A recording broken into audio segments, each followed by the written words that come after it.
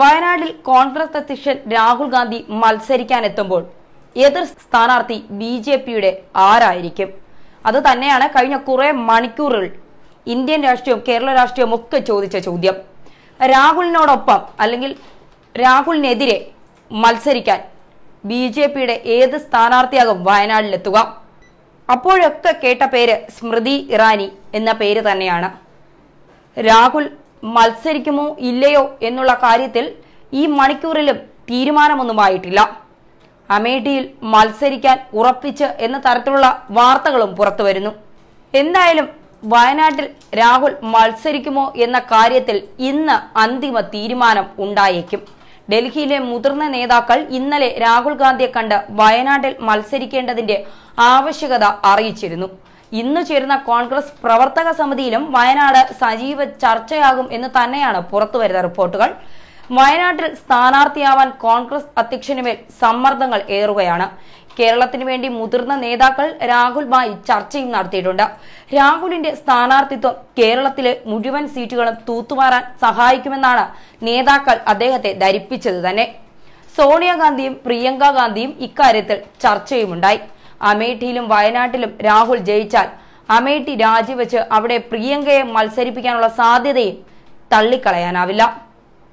അതേസമയം ഇടതുമുന്നണിയെ കൂടുതൽ അകറ്റാനേ വയനാട്ടിലെ സ്ഥാനാർത്ഥിത്വം ഉപകരിക്കൂ എന്ന് മറ്റു ചില നേതാക്കൾ കോൺഗ്രസ് അധ്യക്ഷനെ അറിയിച്ചിട്ടുമുണ്ട്.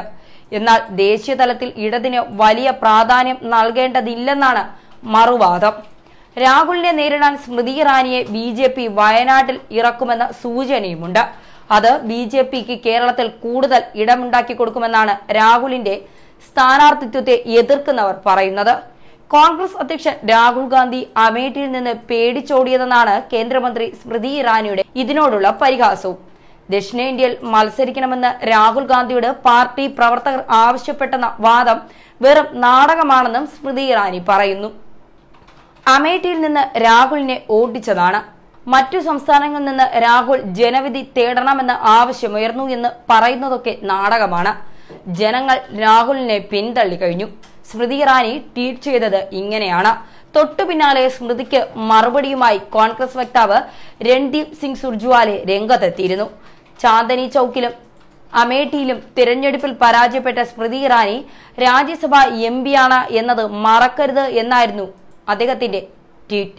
2014 1 ലക്ഷത്തിലധികം വോട്ടുകളുടെ ഭൂരിപക്ഷത്തിലാണ് രാഹുൽ ഗാന്ധി സ്മൃതി ഇറാനിയെ തോൽപ്പിച്ചത്. അമേഠിയിൽ വീണ്ടും ഇരുവരും നേർക്കുനേർ പോരാട്ടത്തിന് ഒരുങ്ങുന്നതിനിടെയാണ് രാഹുലിനെ ദക്ഷിണേന്ത്യയിൽ മത്സരിപ്പിക്കണമെന്ന ആവശ്യം കോൺഗ്രസ് പ്രവർത്തകർ ഉന്നയിച്ചത്. എന്തായാലും ഏറെ ആശങ്കകൾ തന്നെയാണ് ഈ മണിക്കൂറിലും നിലനിൽക്കുന്നത്.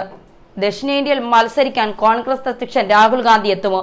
അങ്ങനെ എത്തിയാൽ അത് സംസ്ഥാന നേതൃത്വത്തിലെ CPM-ന് അതൃപ്തിയാണ് അക്കാര്യത്തിൽ. കാരണം കേന്ദ്രതലത്തിൽ ഇവർ ഒരുമിച്ച് കൈകൊടുക്കുമ്പോൾ സംസ്ഥാന തലത്തിൽ ഇവർ രണ്ട് തട്ടിലാണ് നിൽക്കുന്നത്. ആ സാഹചര്യം നിലനിൽക്കെ അത് കോൺഗ്രസ് CPM ബന്ധത്തിന് വലിയ വിള്ളൽ ഉണ്ടാക്കുമെന്നും റിപ്പോർട്ടുകൾ പുറത്തു വരുന്നു. അങ്ങനെയാണെങ്കിൽ രാഹുലിനെ തടയിടാൻ BJP സ്മൃതി ഇറാനിയെ രംഗത്തിറക്കുമോ? സ്മൃതിയെ പേടിച്ചാണ് രാഹുൽ അമേഠി വിട്ട് വയനാട്ടിലെത്തുന്നതെന്ന് സ്മൃതി പരിഹസിക്കുമ്പോഴും കഴിഞ്ഞ തിരഞ്ഞെടുപ്പിൽ സ്മൃതിക്കെതിരെ 1 ലക്ഷം വോട്ടിന്റെ പിന്തുണയോടുകൂടിയാണ് രാഹുൽ ജയിച്ചു കയറിയത്. അക്കാര്യം സ്മൃതി മറക്കാതിരുന്നാൽ നന്നായി. ന്യൂസ് ഡെസ്ക് മലയാളി വാർത്ത.